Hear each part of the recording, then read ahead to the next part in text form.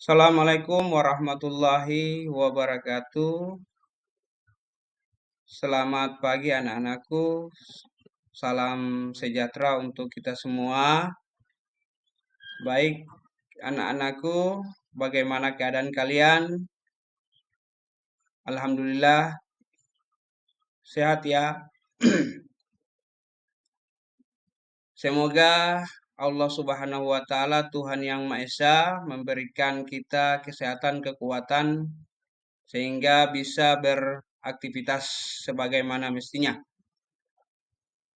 Baik anak-anakku, untuk pertemuan kali ini saya akan membawakan sebuah materi yaitu norma dalam masyarakat.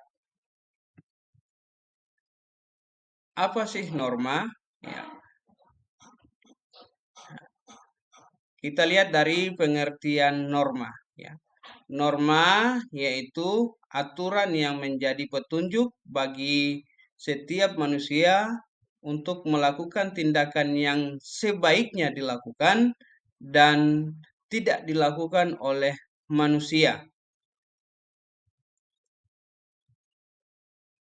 Kemudian di dalam norma, ya, di dalam norma yang berlaku di masyarakat itu terdapat syarat-syarat yang menjadikan norma itu sebagai petunjuk. Ya. Yang pertama, di dalam norma itu terdapat perintah. Ya. Perintah ini yang merupakan yang harus dilakukan oleh setiap manusia. Yang kedua, terdapat larangan. Di dalam norma itu harus ada larangan termuat di dalam norma. Yang ketiga, adanya sanksi. Sanksi ini untuk bagaimana manusia ketika melakukan kesalahan maka mendapatkan sebuah sanksi. Dan yang ketiga, memiliki sifat yang mengikat dan memaksa. Jadi dari norma itu ada yang sifatnya mengikat dan memaksa. Contoh ya, kita bisa lihat di peraturan lalu lintas. Ketika kita melanggar sebuah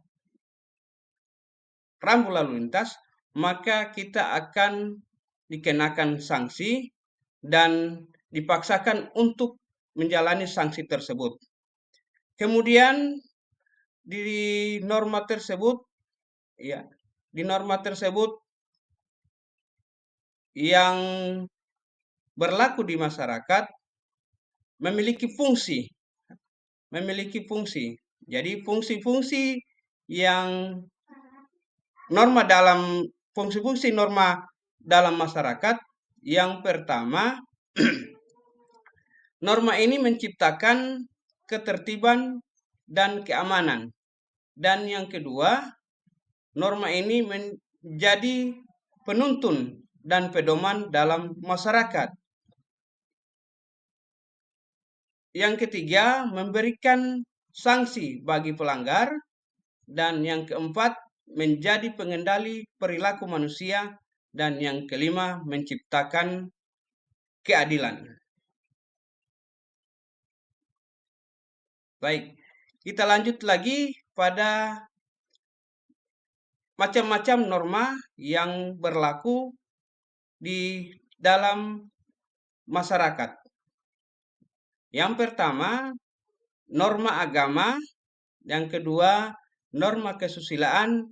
Yang ketiga, norma kesopanan. Yang keempat, norma hukum. Ya, kita awali dari norma agama. Ya, norma agama adalah rangkaian kaidah dan petunjuk hidup yang harus diterima manusia dan bersumber dari Tuhan yang Maha Esa dan tertulis dalam kitab suci masing-masing agama dan kepercayaan.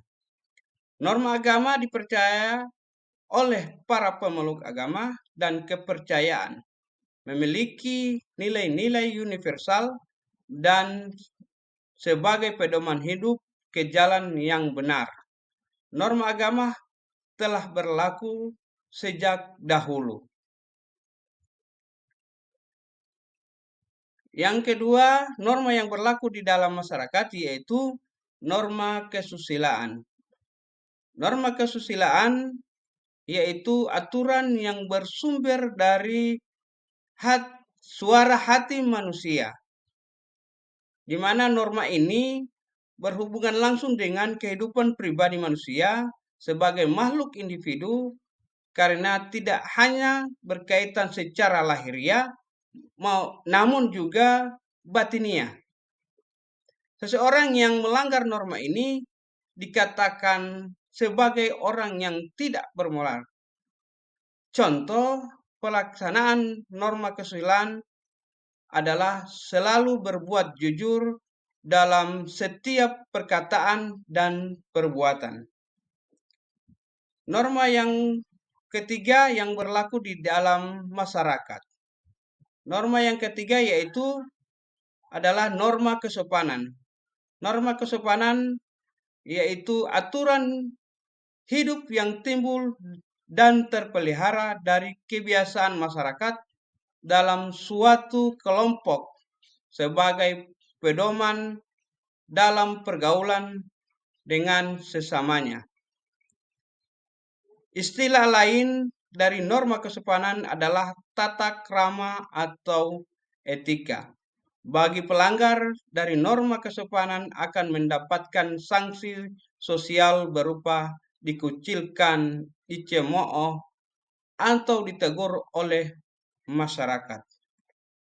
Dan norma yang terakhir yang berlaku di masyarakat yaitu norma hukum. Ya.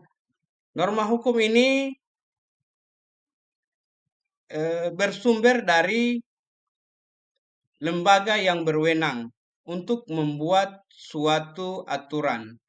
Jadi seperti DPR, Presiden, DPRD, Gubernur, atau Wali Kota. Bahkan sampai pada Bupati, Kepala Sekolah, dan sampai di desa. Norma hukum memiliki bentuk nyata dan tertulis seperti undang-undang, tata tertib sekolah, tata tertib desa, atau kampung, atau kelurahan, dan tata tertib organisasi. Baik, sampailah kita pada kesimpulan dari materi yang sudah saya jelaskan tadi, yaitu pada kesimpulan. Norma di masyarakat sangat penting karena berfungsi sebagai pedoman perilaku, menjaga ketertiban, menciptakan keharmonisan, dan mencegah konflik. Norma membantu masyarakat mencapai tujuan bersama, menegakkan keadilan, dan melindungi hak-hak individu. Sekian, terima kasih. Wassalamualaikum warahmatullahi wabarakatuh.